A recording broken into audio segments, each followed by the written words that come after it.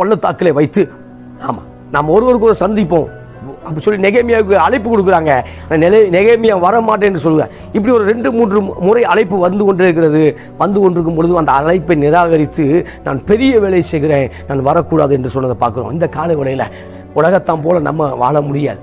உலகத்தான் ஊர் சுற்றுவது போல நம்ம சுற்றக்கூடாது. ஆமா, ஊழியக்காரன் என்பவன் கர்த்தருடைய சமூகத்தில் இருக்கக்கூடியவன் தான் ஊழியக்காரனா இருக்கணும். ஆமா, வேதத்தை அவங்களுடைய வாயில தேடுவார்களே, வேத வசனம் ஊழியக்காரன் வாயில் இருக்கணும். அப்ப மற்றவர்களை போல ஊழியக்காரன் விசுவாசியில் வாழ முடியாது. பிரியமானவர்களே, இப்ப சன்பலா தொபியா கூட நெகேமியா ஊர் சுற்ற முடியாது. ஏனென்றால் நெகேமியாவுக்கு இருக்கிறது பெரிய டாஸ்க், நிறைய நெகேமியாவுக்கு இருக்கிறது பெரிய அழைப்பு.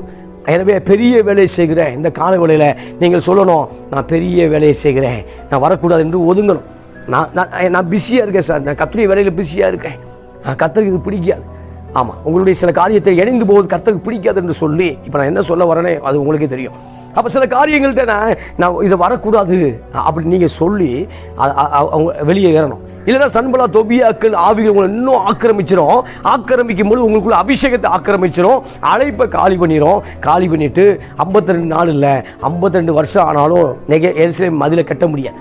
இப்ப நெகேமியா மாத்திரம் சன்பலா தொபியாவோட சுத்தி இருந்தாருன்னா 52 வருஷம் ஆனாலும் அந்த மதிலை கட்டியிருக்க முடியாது. எனவே இந்த கால வேளையில நெகேமியா தனித்திருந்தான் இருக்க வேண்டும், நீ தனித்துதான் இருக்க வேண்டும்.